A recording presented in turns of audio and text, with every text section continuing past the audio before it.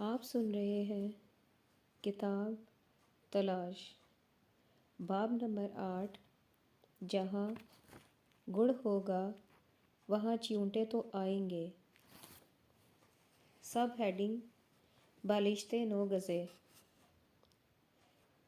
اسلام کی سادگی کی بات پر مجھے محمد فاضل یاد آ گیا۔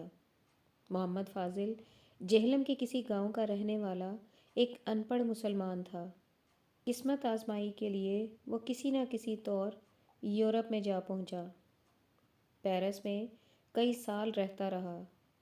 سارا دن ہوٹل میں برتن دھوتا، باورچی خانے میں جھاڑو دیتا، رات کو کسی فٹ پاتھ پر جا کر پڑا رہتا۔ 8-10 سال کے بعد پتہ چلا کہ محمد فاضل پیرس کے سب سے پوش ہوٹل کا چیف شیف بن گیا ہے۔ شیف باورچی کو کہتے ہیں۔ ہوٹل میں تمام کھانے پکانے کی ذمہ داری شیف پر ہوتی ہے۔ شیف کی تنخواہ ہوٹل کے چیف مینیجر کے برابر ہوتی ہے۔ میں فاضل کو جانتا تھا۔ یہ خبر سن کر کہ وہ پیرس کے ایک پوش ہوٹل کا شیف بن گیا ہے، مجھے یقین نہ آیا۔ یہ کیسے ہو سکتا ہے کہ ایک جہلمی ان پڑھ جوان چند سالوں میں اتنے اونچے مقام پر پہنچ جائے؟ میں نے اپنے فورن آفس کے دوست سے پوچھا کہ یہ کیسے ممکن ہے کہ ایک ان پڑھ شخص بڑے ہوٹل کا شیف بن جائے۔ میرا دوست ہنسا، کہنے لگا، مفتی، پاکستانی عجیب قوم ہے۔ یہاں سست الوجود ہوتے ہیں،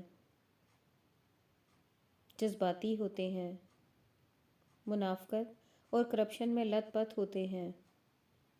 مغربی ممالک میں جا کر پتہ نہیں انہیں کیا ہو جاتا ہے، جن بن جاتے ہیں۔ ہمارے ایک رشتہ دار گئے تھے، 4 سال وہاں رل رل کر جیے، اور اب 2 ہوٹلوں کے مالک ہیں۔ سندھ کی ایک مٹیار کسی صاحب حیثیت کی میڈ کی حیثیت سے گئی تھی، اب وہ ایک کروڑ پتی لارڈ کی بیگم ہے۔ اس کے لیے تازہ پان کراچی سے جاتے ہیں، کتھا ہندوستان سے جاتا ہے، آم پاکستان سے جاتے ہیں، پاپڑ اور وڑیاں بھارت سے جاتی ہیں۔ محل میں رہتی ہے، 4 نوکر ہیں، سفر کے لیے اپنا ہیلی کاپٹر ہے۔ وہ ہنسنے لگا، بولا، یہ پاکستانی قوم عجب مخلوق ہے، بیک وقت بالشتے بھی ہیں، 9 گزے بھی۔ سب ہیڈنگ: ہانڈی۔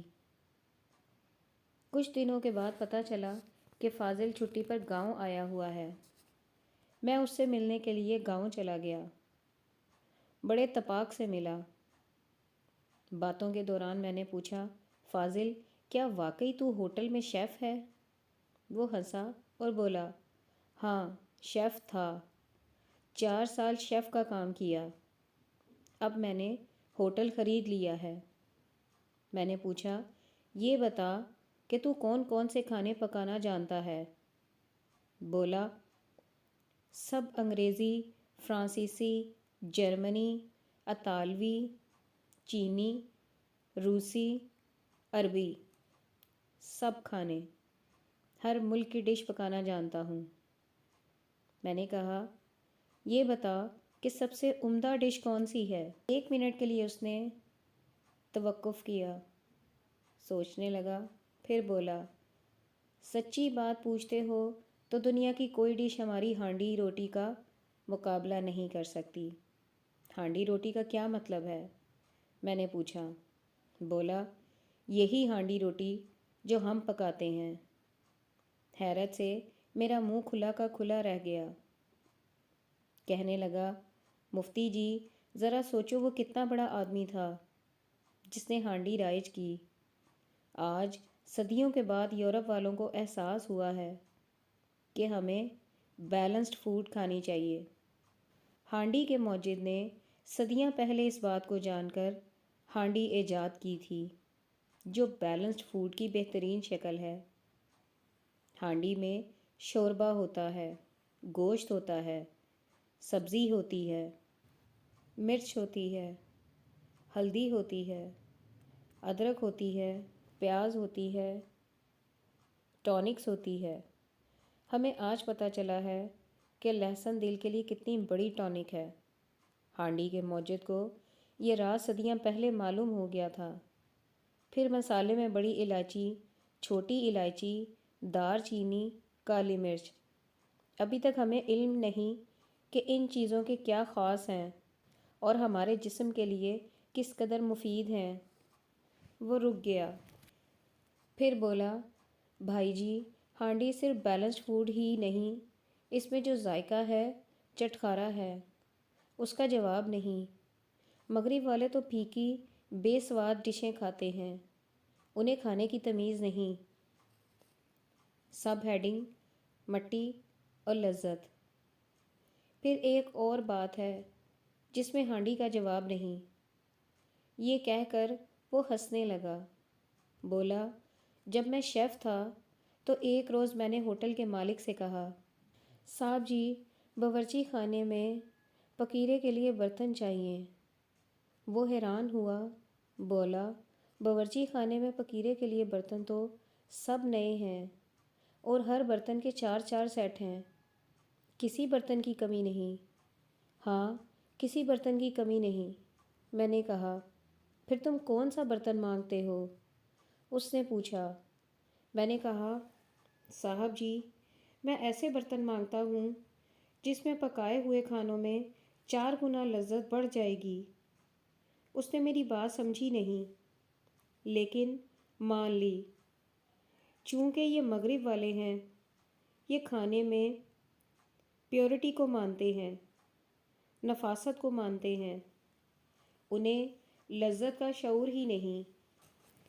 خیر، جب میں نے اسے بتایا کہ صاحب جی، مجھے ایسے برتن چاہیے جو مٹی کے بنے ہوئے ہوں، تو اس کا ذہن فیوز ہو گیا۔ میں فاضل کی بات سن کر خود حیران ہوا۔ میں نے پوچھا، تو کیا تم نے وہاں مٹی کے برتن بنوائے؟ فاضل بولا، بھائی، جو لذت مٹی کے برتن کے پکیرے میں ہوتی ہے وہ کسی اور برتن میں نہیں ہوتی۔ مٹی کی ہانڈی میں کھروڑے ڈال دو، نیچے ہلکی آنچ جلا دو، ساری رات پکنے دو، صبح اس میں جو لذت پیدا ہو جاتی ہے اس کا جواب نہیں۔ پتہ نہیں مٹی کنٹرولڈ ہیٹ پیدا کرتی ہے یا کیا، بس لذت ہی لذت ہو جاتی ہے۔ صرف گوشت ہی نہیں، ثابت ماش پکا لو، حلیم پکا لو، چنے پکا لو، اوجڑی پکا لو۔ مٹی کے برتنوں کی وجہ سے کیا فرق پڑا؟ میں نے پوچھا۔ بولا، میں نے لوگوں کو لذت کی لت ڈال دی۔ وہ ہانڈیاں پکائیں کہ گوروں کے منہ میں رال چل پڑی۔ بس جی، میں نے وہاں ایک بات سیکھی ہے کہ کھانوں میں ہانڈی اور مذہبوں میں اسلام، دونوں کا جواب نہیں۔ ارے، میں حیرت سے چلایا، ہانڈی اور اسلام کا کیا جوڑ ہے؟ وہ بولا، بھائی صاحب، ہانڈی بیلنسڈ فوڈ ہے، اسلام بیلنسڈ مذہب ہے۔ اسلام میں ہانڈی کی سب خوبیاں موجود ہیں، دنیا بھی ہے، اللہ بھی ہے، اس کی مخلوق بھی ہے، خدمت بھی ہے، مختومی بھی ہے، محبت بھی ہے، جہاد بھی ہے، انتقام بھی ہے، رحم بھی ہے، معافی بھی ہے، سزا بھی ہے۔ کیا بیلنسڈ مذہب ہے بھائی جی! دنیا سے بھی تعلق قائم رہے، اللہ سے بھی تعلق قائم رہے۔ کماؤ کماؤ، دولت کے ڈھیر لگا دو، مگر پھر بانٹ کر کھاؤ۔ اپنے لیے بنگلہ بناؤ تو کسی غریب کے لیے ایک جھونپڑا بنا دو۔ اپنے لیے ریشمی سوٹ بناؤ تو کسی حاجت مند کے لیے کھدر کا جوڑا بنوا دو۔ اپنے بیٹے کی فیس دو تو کسی غریب طالب علم کی فیس بھی ادا کر دو۔ فاضل جذباتی ہو گیا، کہنے لگا، اسلام بھی کیا مذہب ہے۔ بے شک دولت کی ریل پیل ہو، لیکن دولت ایک جگہ ڈھیر نہ ہو، چلتی پھرتی رہے۔ بانٹنا سیکھ لو تو سرمایہ دارانہ نظام قائم نہیں ہوتا۔ فاضل سے مل کر میں واپس آ رہا تھا تو میرے ذہن میں کتر پتر ہو رہی تھی۔ فاضل کے ذہن میں اسلام کی تصویر کتنی سادہ تھی، لیکن ہمارے راہبوں نے خام خواہ پیچیدگیاں پیدا کر رکھی ہیں۔ گھر پہنچا تو ڈاکٹر بیلا میرا انتظار کر رہا تھا۔ وہ مجھے دیکھتے ہی چلایا، کیوں، کیا ہوا؟ کچھ بھی نہیں، میں نے جواب دیا۔ جھوٹ، وہ بولا، تمہارے اندر تو کھچڑی پک رہی ہے، گدر مچا ہوا ہے، اور تم کہتے ہو کچھ بھی نہیں۔ میں نے کہا، پیرس کے ایک باورچی کی باتیں سن کر آیا ہوں۔ کہتا ہے دنیا میں 2 چیزیں لاجواب ہیں، کھانوں میں ہانڈی اور مذہبوں میں اسلام۔ ارے، وہ ہنسا۔ ہانڈی کا کیا مطلب؟ میں نے کہا، ہماری ہانڈی مٹی کی، جس میں ہم آلو گوشت پکاتے ہیں، کدو گوشت پکاتے ہیں، وہ ہانڈی۔ بات سمجھ میں نہیں آئی، بیلا نے کہا۔ میں نے تفصیل سے اسے بات بتائی۔ کہنے لگا، یار، جب ہم میڈیکل کالجوں میں تھے تو وہاں ایک پروفیسر تھا، ڈاکٹر جدون۔ وہ بھی ہانڈی کا بڑا قائل تھا۔ اس کے گھر میں کھانا مٹی کی ہانڈی میں پکتا تھا، اور وہ کچے گھڑے سے پانی پیتا تھا۔ کہتا تھا، مٹی کا گھڑا پانی کی سب امپیورٹیز کو چوس لیتا ہے۔ عجب خیالات تھے اس کے۔ بڑا پڑھا لکھا تھا، یورپ اور امریکہ میں 15 سال گزار کر آیا تھا۔ ہم اسے جدون کے بجائے پروفیسر جنون کہا کرتے تھے۔ وہ عجب باتیں بتایا کرتا تھا۔ ڈاکٹر بیلا ہنسنے لگا، بولا، ان دنوں ہم بھی اسے جنونی سمجھتے تھے۔ کہتا کیا تھا؟ میں نے پوچھا۔ بولا، کہتا تھا، اگر ایک اللہ پر سچے دل سے ایمان لے آؤ تو تم 50% بیماریوں سے امیون ہو جاتے ہو۔ مطلب ہے کہ 50% بیماریوں سے محفوظ ہو جاتے ہو۔ اور کہتا تھا، اگر اللہ سے تعلق پیدا کر لو تو پھر تم میں اتنی ریزسٹنس پیدا ہو جاتی ہے کہ بیماری حملہ کرے تو بھی تمہارا کچھ نہیں بگاڑ سکتی۔ حیران کن بات ہے، میں نے کہا۔ جب حیران کن تھی، اب نہیں، بیلا نے کہا۔ پروفیشن میں آنے کے بعد بڑے راز کھل جاتے ہیں۔ وہ ہنسنے لگا، پھر بولا، پروفیسر جنون کبھی موڈ میں آتا تو کھل کر دل کی بات کیا کرتا تھا۔ کہتا تھا، بوائز، ہم بڑے احمق ہیں جو ابھی تک یہ سمجھتے ہیں کہ جسم بیماری جنریٹ کرتا ہے۔ یہ غلط ہے، جسم نہیں، ذہن بیماری جنریٹ کرتا ہے۔ ہم صرف ظاہری اعضاء کو اہمیت دیتے ہیں۔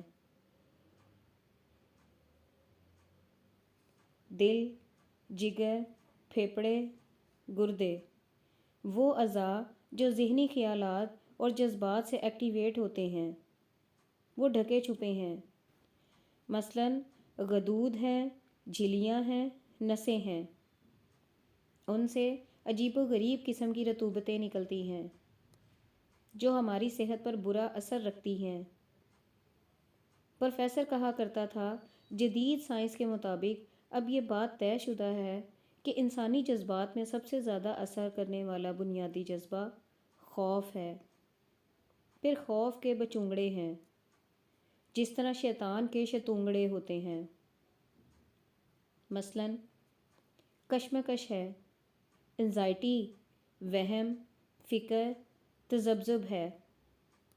یہ سب جذبات انسان کے معدے پر اثر رکھتے ہیں، تیزابیت پیدا کرتے ہیں، السر بناتے ہیں۔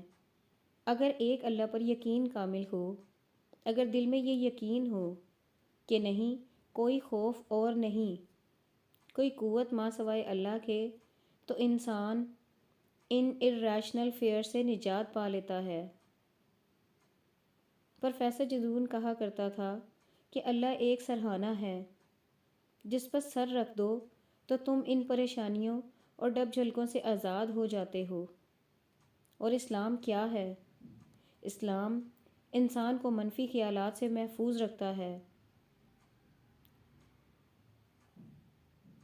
شر سے بچاتا ہے، نفرت، غصہ، دشمنی، انتقام، حسد جیسے منفی جذبات سے محفوظ رکھتا ہے۔ منفی جذبات ہمارے جسم کے غدودوں سے زہریلی رطوبات خارج کرتے ہیں۔ اس کے برعکس محبت، خدمت، ہمدردی ایسے مثبت جذبات صحت مند رطوبات پیدا کرتے ہیں۔ بیلا کی باتیں سن کر میں مزید سوچوں میں پڑ گیا۔ پتہ نہیں ہمارے رہبر ہم میں خوف کا جذبہ کیوں پیدا کرتے ہیں، کیوں منفی باتوں پر زور دیتے ہیں۔ انہوں نے کبھی اس بے پایا حسن کی بات نہیں کی جو دنیا میں ہمارے گرد چاروں طرف پھیلا ہوا ہے۔ اس خیر کے جذبے کی بات بھی نہیں کرتے جو انسان کے دل میں جا گزی ہے۔ اس رحمت کرم اور ان نعمتوں کی بات نہیں کرتے جو اللہ نے ہمیں عطا کر رکھی ہیں۔ اس شرف کی بات نہیں کرتے جو باری تعالیٰ نے انسان کو عطا کر رکھا ہے۔ صاحبو، قرآن کے متعلق صاحب نظر بزرگ کہتے ہیں کہ وہ گلاب کے پھول کے مصادق ہے۔ اوپر کی پتی اٹھاؤ تو نیچے سے ایک اور پتی نکل آتی ہے، نچلی پتی کو اٹھاؤ تو اس کے نیچے سے ایک اور پتی نکل آتی ہے، پتی کے نیچے پتی، پتی کے نیچے پتی، پتی کے نیچے پتی۔ ایسے ہی قرآن پاک میں مفہوم اور مفہوم ہے، جتنا غور کرو اتنا گہرا مفہوم۔ لیکن ہمارے راہبر صرف اوپر کے مفہوم کو آخری مفہوم سمجھتے ہیں اور اس کا ڈنکا بجاتے رہتے ہیں۔ قرآن میں اللہ تعالیٰ بار بار فرماتے ہیں کہ ہماری کائنات کو دیکھو، سرسری طور پر نہیں، غور سے دیکھو، خالی دیکھو نہیں، فکر کرو، سمجھو، پھر دیکھو اور سوچو، پھر دیکھو اور سوچو۔ قرآن کو پڑھو، سرسری طور پر نہیں، غور و فکر سے پڑھو اور سمجھو، پھر پڑھو اور سمجھو۔ پھر وہ لمحہ آئے گا کہ تم قرآن کے اشارات کے حوالے سے کائنات کے راز پا لو گے۔ ہمارے راہبوں میں کائنات پر غور و فکر کرنے اور کائنات کے راز پانے کی خواہش نہیں ہے، انہیں قرآن کو سمجھنے کی خواہش نہیں ہے۔ وہ تو صرف قرآن کی تلاوت کرنے کے خواہش مند ہیں، صرف اس لیے کہ ثواب کمائیں، بہشت کے حقدار ہو جائیں، دودھ کی نہریں بہہ رہی ہوں، پھلدار درختوں کی ٹہنیاں اشارے پر نیچے ہو جاویں، اور پھر خوبصورت حوریں۔ صاحبو، قرآن ایک حیرت انگیز کتاب ہے، ایسی کتاب جس کی کوئی مثال نہیں ملتی۔ آج دنیا بھر کی لائبریریاں کتابوں سے بھری ہوئی ہیں۔ علم کے ہر شعبہ پر ہزاروں کتابیں موجود ہیں، مذہبی کتابیں، سائنس کی کتابیں، فنی کتابیں۔ ان لاکھوں بلکہ کروڑوں کتابوں میں ایک کتاب بھی قرآن جیسی نہیں ہے۔ قرآن کا رویہ انوکھا ہے، اس کے موضوعات انوکھے ہیں، اس کے اشارے انوکھے ہیں۔ ہم عام مسلمان سمجھتے ہیں کہ قرآن ایک اسلامی کتاب ہے، قرآن میں باری تعالیٰ مسلمانوں سے مخاطب ہے۔ نہیں، ایسا نہیں، یہ کتاب تو بنی نوع انسان سے مخاطب ہے۔ ایسے ہی محمد صلی اللہ علیہ وآلہ وسلم کا کردار ہے۔ حضور صلی اللہ علیہ وآلہ وسلم کا کردار صرف مسلمانوں کے لیے ہی مثالی کردار نہیں بلکہ بنی نوع انسان کے لیے مثالی کردار ہے۔ ہم عام مسلمان سمجھتے ہیں کہ قرآن مذہبی کتاب ہے، یہ ہماری کوتاہ فہمی ہے، ہماری تو کائناتی کتاب ہے۔ قرآن تو کائناتی کتاب ہے، اس میں کائنات کے رموز و اسرار پر اشارے ہیں، سائنسی تحقیق پر اشارے ہیں، جو بیک وقت ظاہر بھی ہیں، مخفی بھی ہیں۔ قرآن کے اشارات کائناتی بھیدوں کا راستہ تلاش کرنے پر ہمیں اکساتے ہیں، راستہ دکھاتے ہیں۔ قرآن تاریخی کتاب ہے، اس میں وہ واقعات درج ہیں جو تاریخ ریکارڈ کرنے کے زمانے سے پہلے وقوع پذیر ہوئے تھے۔ قرآن اخلاقیات کی کتاب ہے، جس میں انسانی برتاؤ ہیں، اخلاق کے اصول درج ہیں۔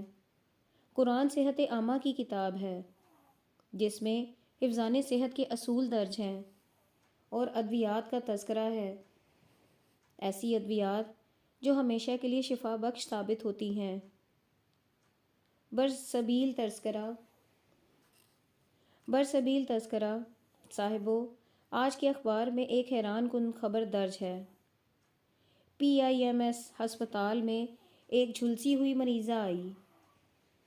چولہا پھٹنے کی وجہ سے اس کا چہرہ جھلس کر مسخ ہو چکا تھا، جسم جھلس گیا تھا۔ ڈاکٹروں کی کوششیں بیکار ثابت ہوئیں، انہوں نے اسے لا علاج قرار دے دیا تھا۔ شہر سے ایک خاتون آئی جو قرآنی ادویات کی قائل تھی۔ اس نے ڈاکٹروں سے کہا، آپ مریضہ کی زندگی سے مایوس ہو چکے ہیں، اب مجھے اجازت دیجیے کہ میں اس کا علاج کروں۔ ڈاکٹروں نے اجازت دے دی۔ خاتون نے مریضہ کے چہرے اور جسم پر شہد کا لیپ کر دیا۔ 3 دن وہ لیپ کرتی رہی۔ مریضہ میں حیرت انگیز تبدیلی واقع ہوئی، وہ بچ گئی اور اب اس کا جسم اور چہرہ روبہ صحت ہے۔ صاحبو، قرآن کا جواب نہیں۔ جواب کیسے ہو؟ یہ اللہ کا کلام ہے، لا شریک اللہ کا، قادر مطلق اللہ کا۔ اللہ کا بھی جواب نہیں۔ اللہ بیک وقت محبوب بھی ہے، بہت بڑا محبوب۔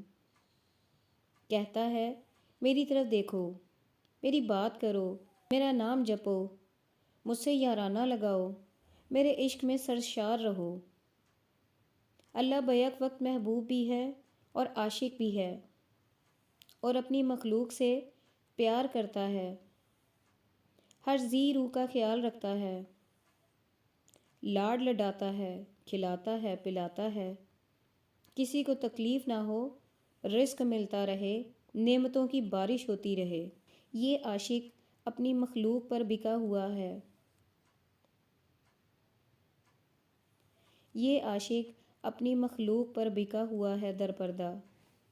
صاحبو، میں نئی نسل کا ایک نوجوان ہوں، مغربی لٹریچر پر پلا ہوں، مغرب زدہ ہوں، مغربی فیشن کا دل دادا ہوں، پہناوے میں بھی، خیالات میں بھی، مزاج کا سیکولر ہوں۔ مجھے سیکولرزم کے مفہوم کا پورے طور پر شعور نہیں ہے، صرف چالو معنی سمجھتا ہوں۔ وہ یہ کہ مذہب برائے نام چیز ہے، صرف چالو معنی سمجھتا ہوں۔ وہ یہ کہ مذہب برائے نام چیز ہے، اہم نہیں، اس کے بغیر بھی گزارا ہو سکتا ہے۔ اللہ کو مانتا ہوں، منہ زبانی ہے، ہوگا، کیا فرق پڑتا ہے۔ محترم علماء دین، اللہ کے واسطے مجھے رد نہ کیجیے، مجھ پر لاحول نہ پڑھیے، مجھے ملحد یا کافر نہ سمجھیے، مجھ سے نفرت نہ کیجیے۔ ذرا ٹھنڈے دل سے سوچیے، میں آپ کی ہمدردی کا مستحق ہوں، آپ کی توجہ کا محتاج ہوں۔ سب ہیڈنگ، کھچڑا کلچر کا جھکڑ۔ عالیجا، کیا آپ سمجھتے ہیں کہ یہ جو کوک، کلاشنکوف، پاپ اور ڈش اینٹینا تہذیب کا جھکڑ چل رہا ہے، جس سے دنیا بھر کے نوجوان بری طرح سے متاثر ہو رہے ہیں، یہ جھکڑ اہل مغرب کا چلایا ہوا ہے، اور یہ جھکڑ اسلام کے خلاف ایک سازش ہے۔ آپ کا یہ خیال سراسر تعصب پر مبنی ہے۔ اس جھکڑ کی وجہ سے تو تمام یورپی ممالک خود زچ ہوئے بیٹھے ہیں، سوچ رہے ہیں کہ کس طرح اس میس کلچر یعنی کھچڑا کلچر کی دھول سے خود کو بچائیں، کیونکہ ان کا اپنا کلچر اس دھول کی تہ تلے دب کر رہ گیا ہے۔ عالیجا، یقین کیجئے آج کے نوجوان جو اس جھکڑ کی زد میں آئے ہوئے ہیں خود مظلوم ہیں، بالکل ایسے جیسے برسات میں چیونٹیوں کو پر لگ جاتے ہیں اور وہ شمع کے گرد چکر لگانے پر مجبور ہو جاتی ہیں۔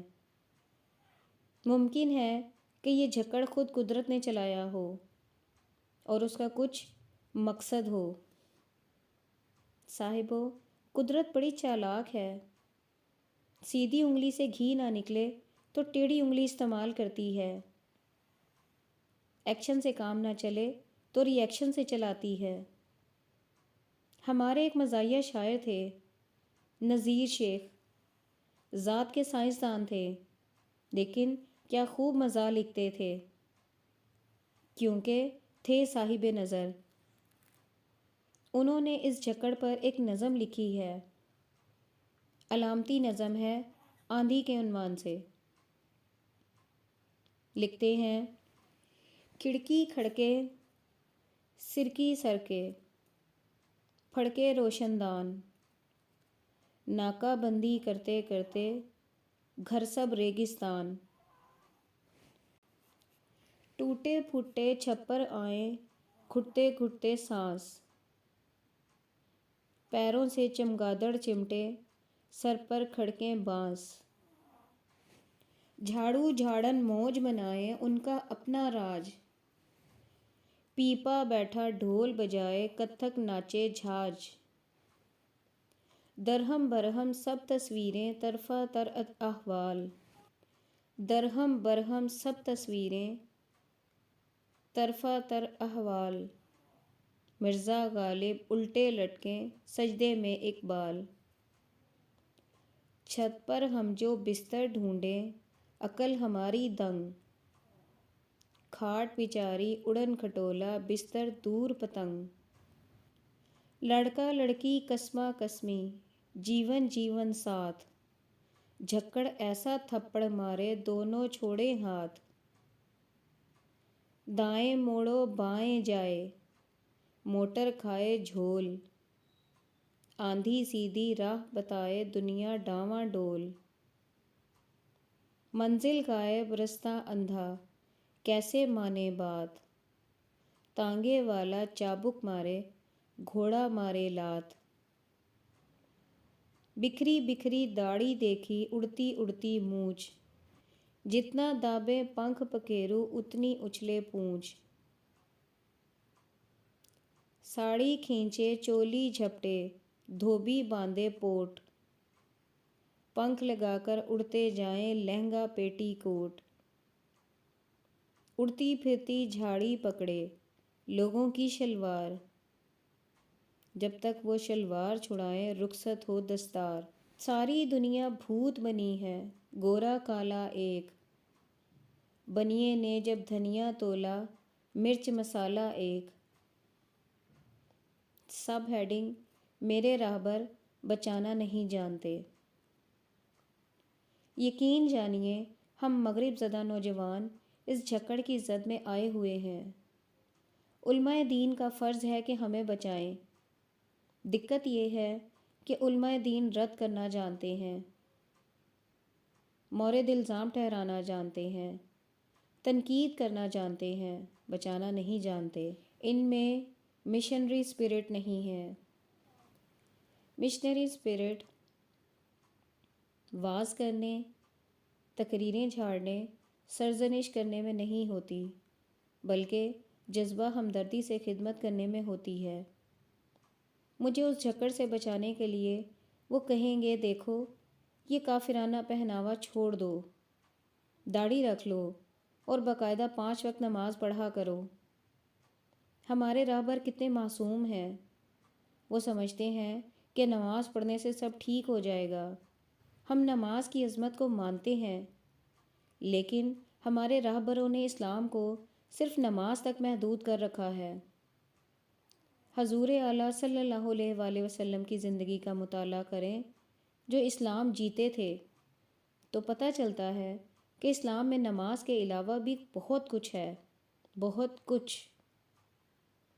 علماء نفسیات کا کہنا ہے راہبر اس لیے نماز کی طرف توجہ دلاتے ہیں کہ نماز مسجد کی طرف متوجہ کرتی ہے، اور مسجد پر مولوی صاحب حکمران ہیں۔